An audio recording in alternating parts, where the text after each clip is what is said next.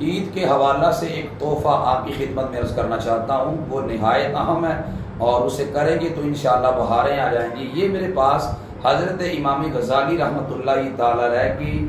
کتاب مکاشفۃ القلوب ہے۔ حضرت امام غزالی رحمۃ اللہ تعالی علیہ نے اپنی کتاب مکاشفۃ القلوب کے اندر اس بات کو لکھا،